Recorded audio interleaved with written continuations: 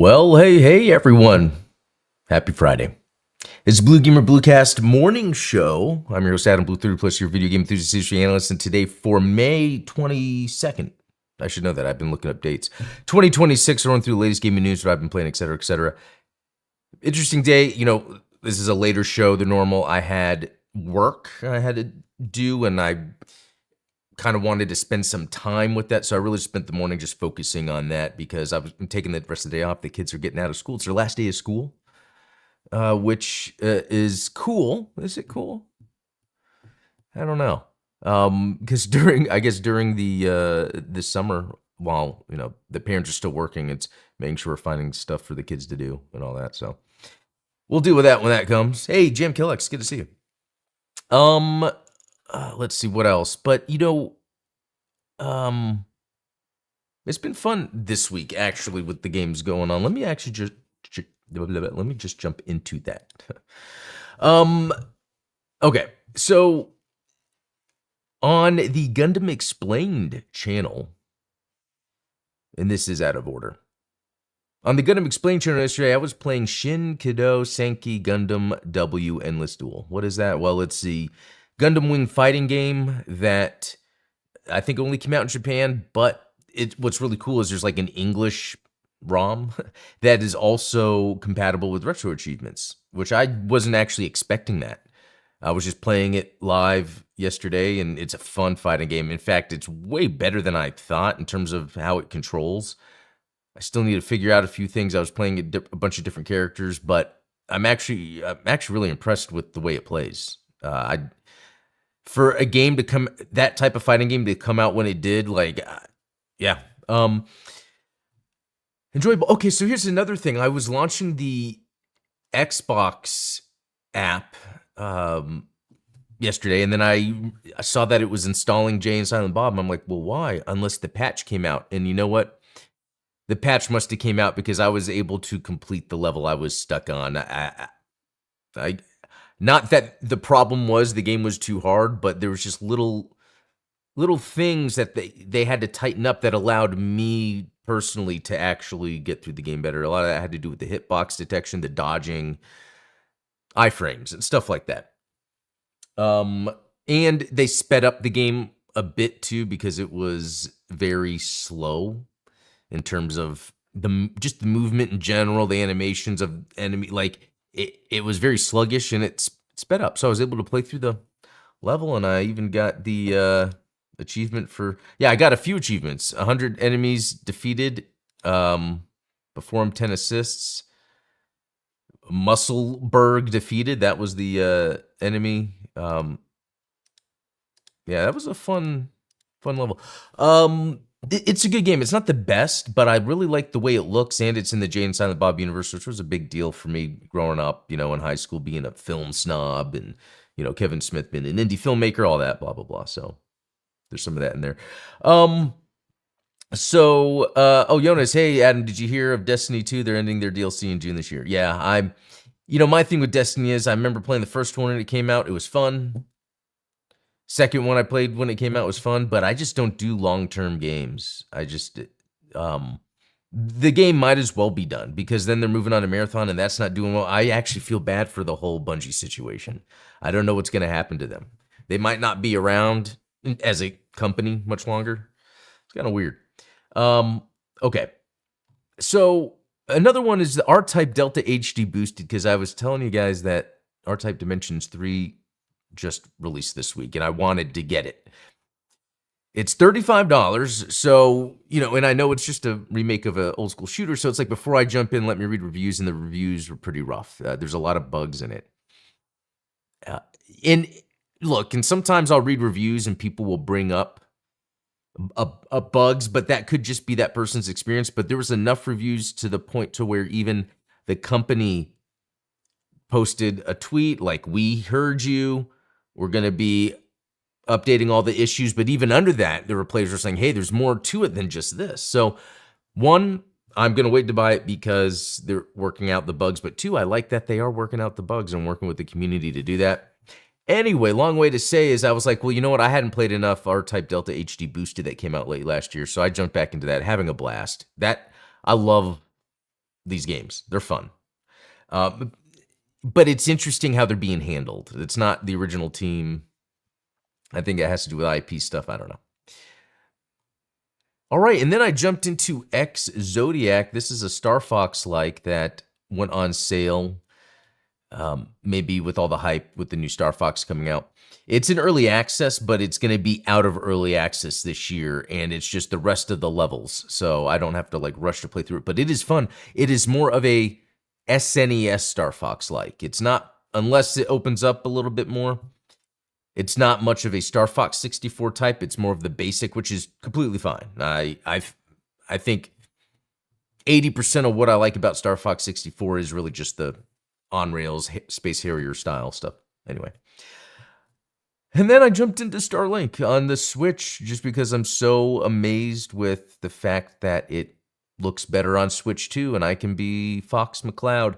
And I'm having fun locking into, because since Crimson Desert, I haven't played an open world game in a while. So in Starlink, I can take my, recent fun I've had with Star Fox and the open world systems that I like to be in, and Starlink is just excellent.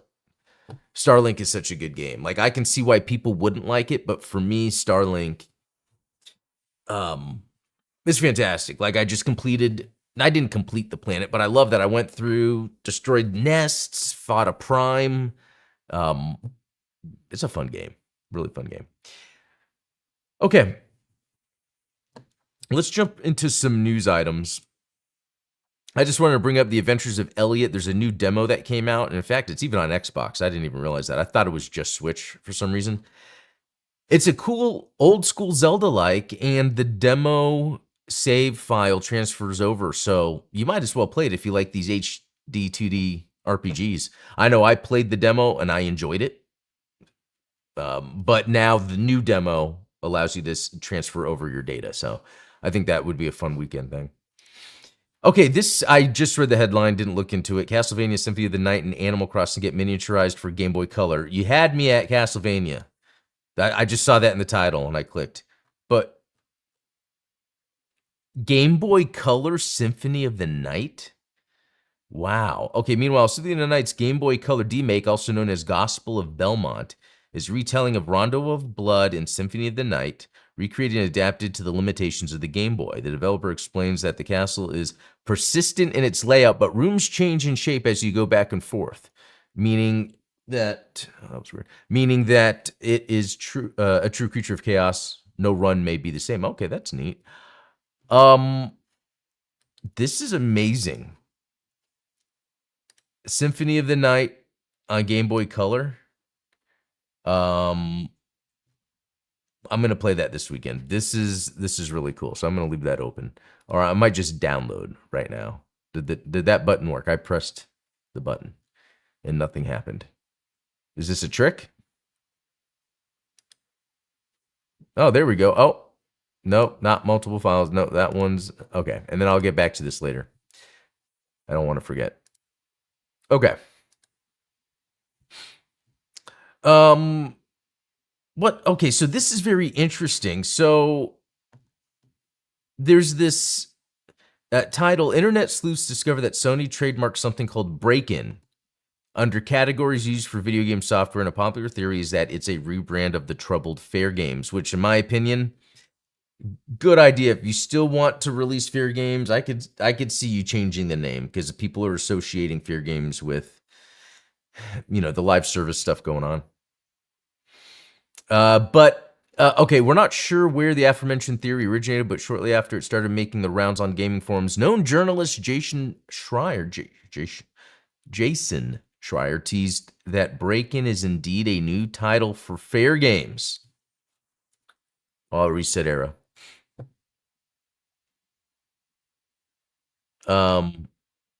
Interesting. So it's just on the, yeah.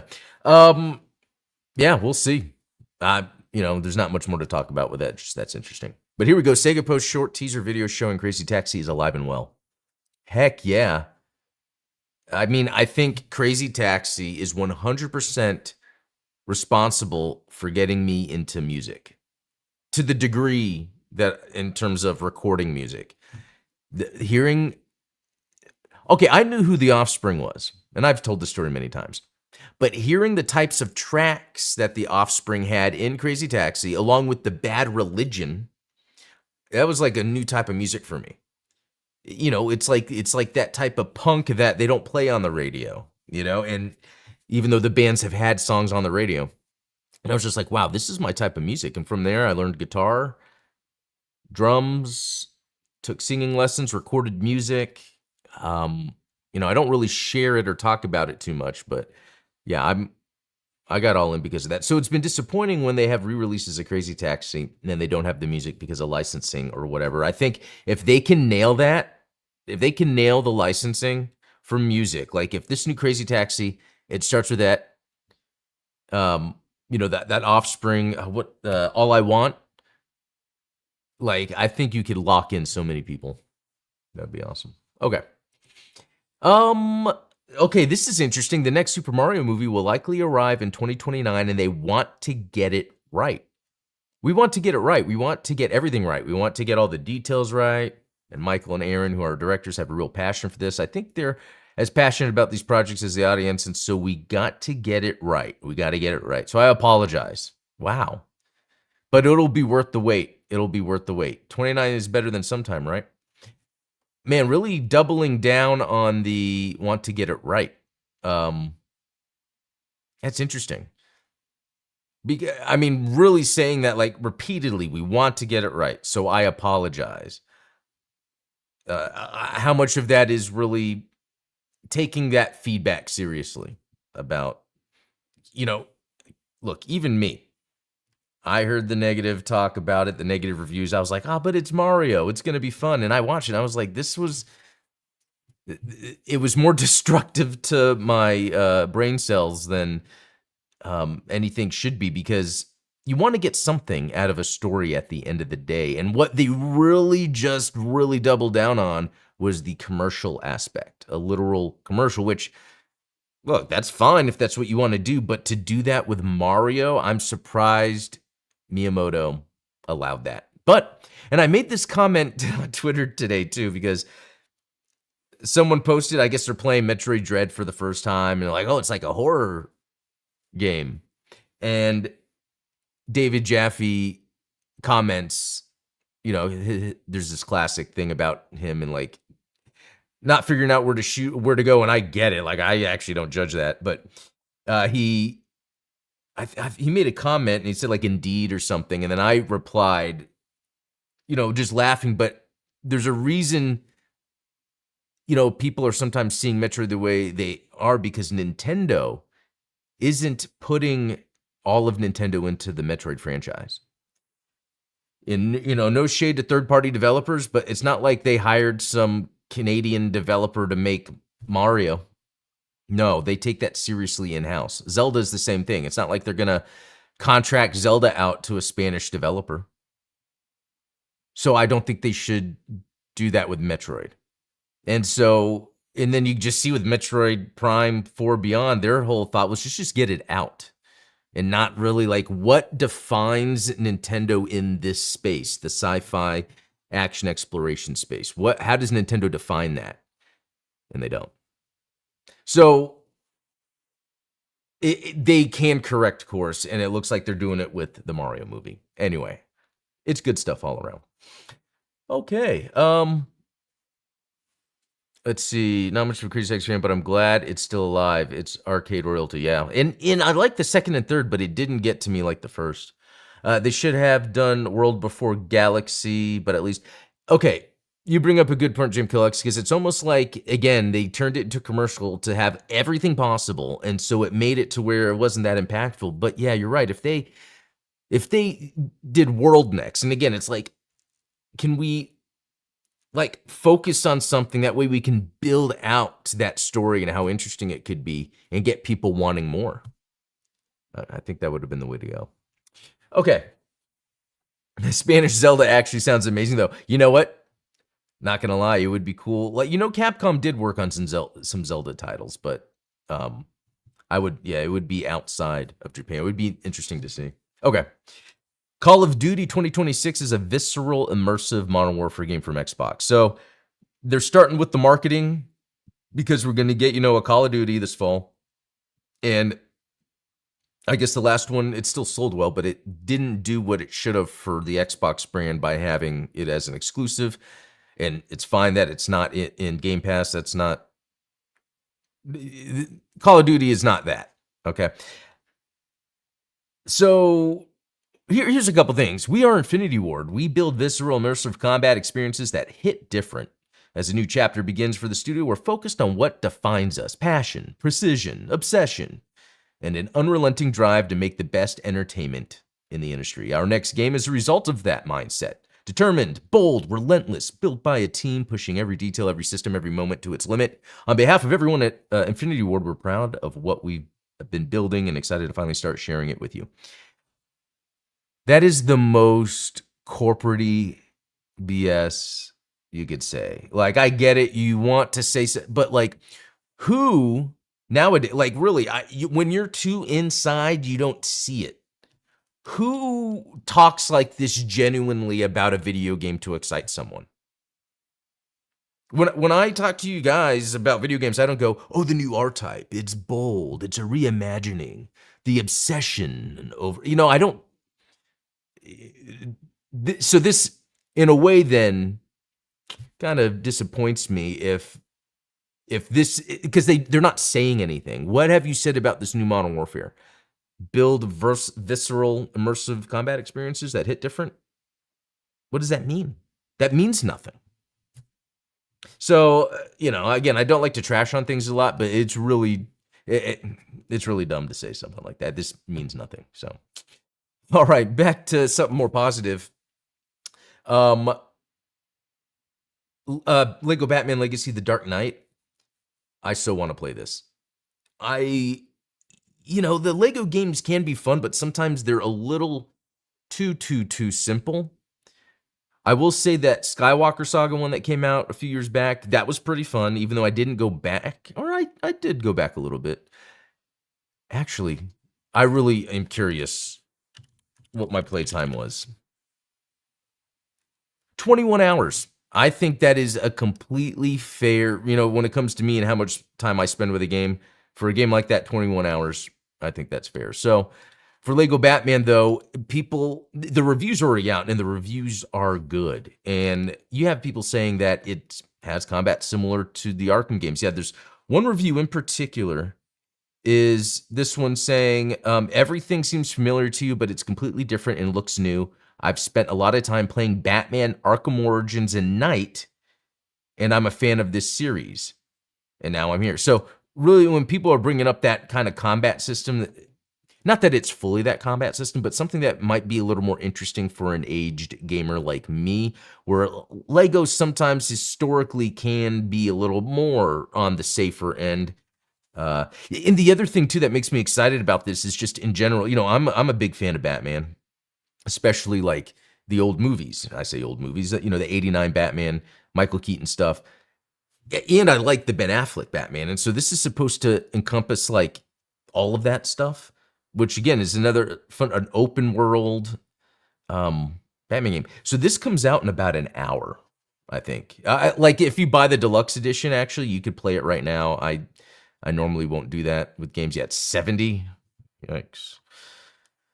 Yeah, I got 1 hour to just think if I'm going to spend 70 or not. So, okay. Here's what we're going to do next. I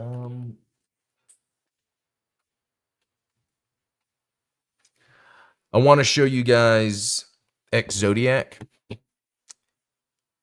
because it's a lot of fun. It's in early access. So this is something to keep on your radar. Yeah, Jim Killis, that's pure corpo lingo for investors. But even like an investor nowadays would have to see like, what does that even mean? Because it's made like publicly. So like what, how do we know that's going to translate into anything? Like, I feel like you know, we still see these mistakes even with Sony being made where they don't really get the pulse. Yeah, okay. Great music, by the way. Okay. So you have the right and left. I will say it's hard, though. It has the lock on.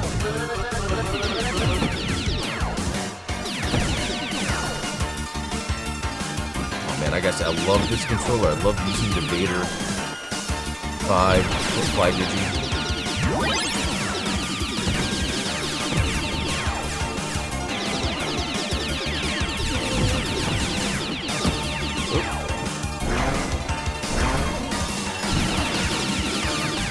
Oh no. I always get called by some dude named Spam Risk.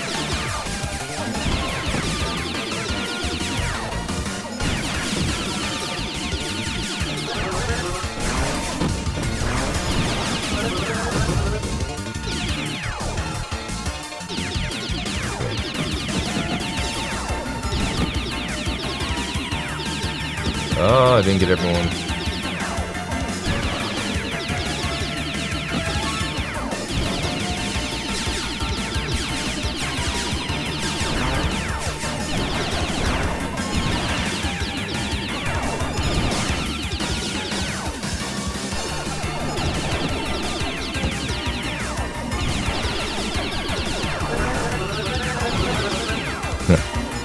I love it. Again, I guess you guys can tell this is very much the Super Nintendo Star Fox, which I love.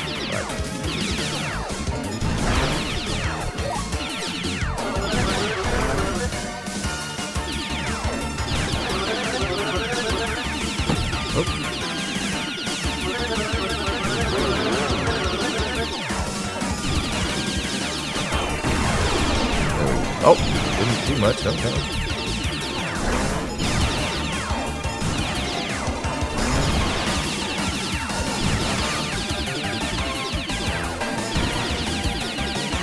I wonder if I should have been able to destroy. Okay. I didn't know if it was a time thing.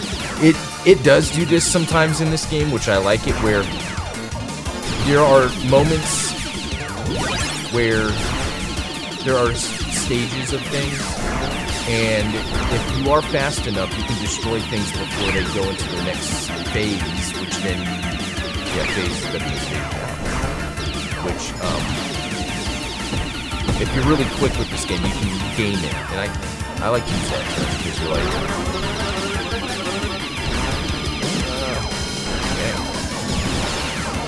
okay, I forgot I could do it multiple.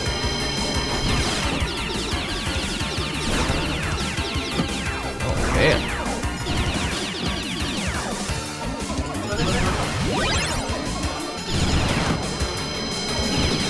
Oh, that's cool.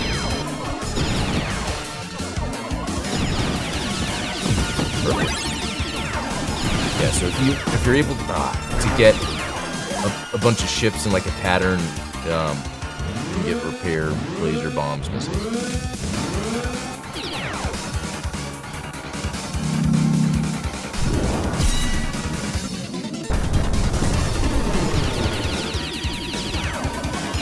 Oh, that was obvious.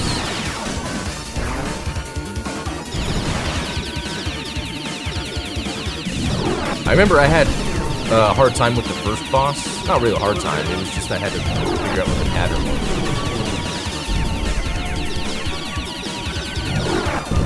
Why not throw a bomb? I don't know if it does. Whoa!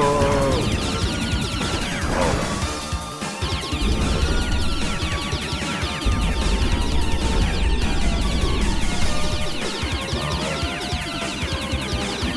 Oh god. See, this is where I probably should have already had him destroyed by now, so now it's doing all the phases I was talking about before. There we go. Okay. So that's probably an example of one I could have done faster.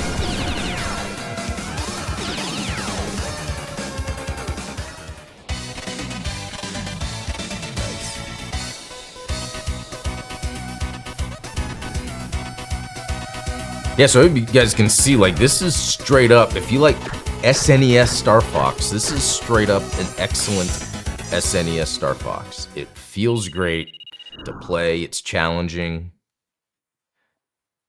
And look at all those levels to unlock.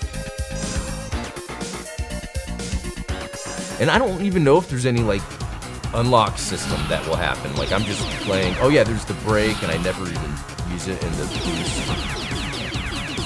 Oh, and I'm not even...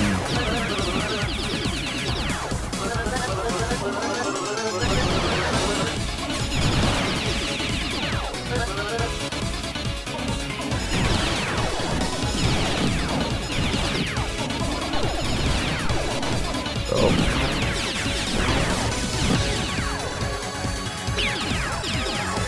Oh, that's cool.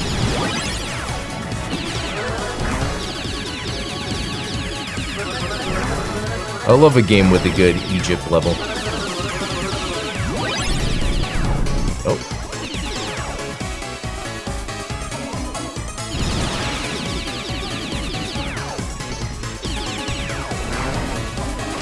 Oh, no. Okay. No shit, okay.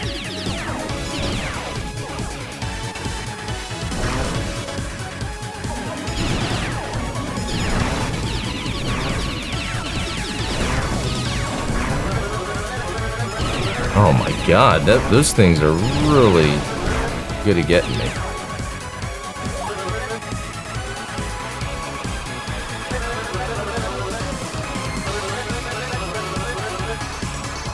Oh, cool.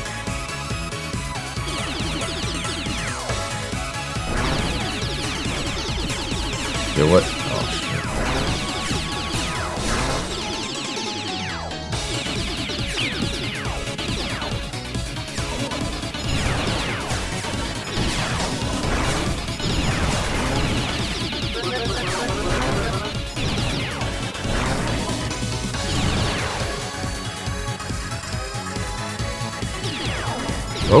Oh, that's cool.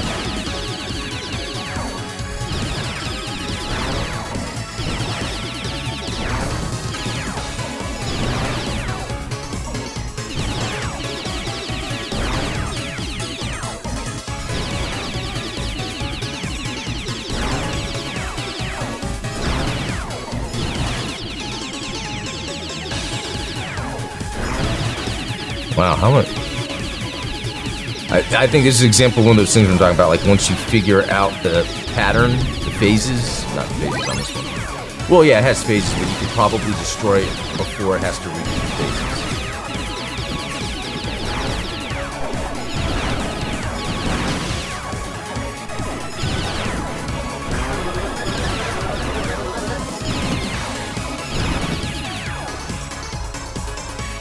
Okay, it's like, do I shoot those? No, I teleport.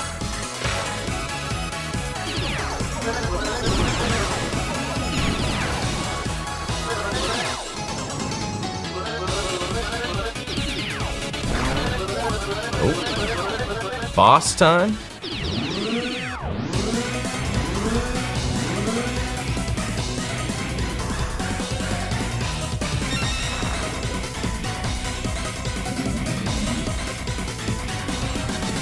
You aren't meant to be here.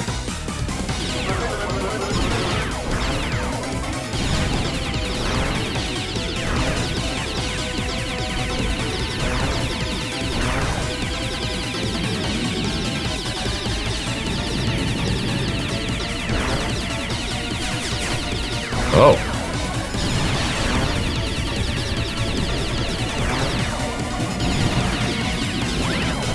Oh. That's cool.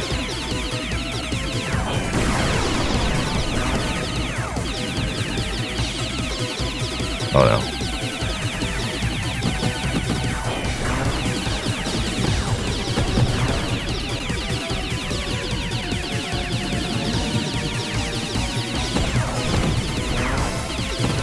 Oh no.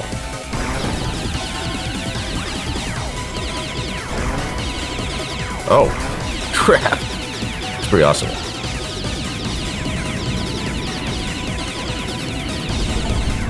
Nice. Okay. Okay, I'm having a lot better time than that first boss. It could have just been me getting used to the controls. Well, when I was playing yesterday. This is, oh, right on time, too. Cool.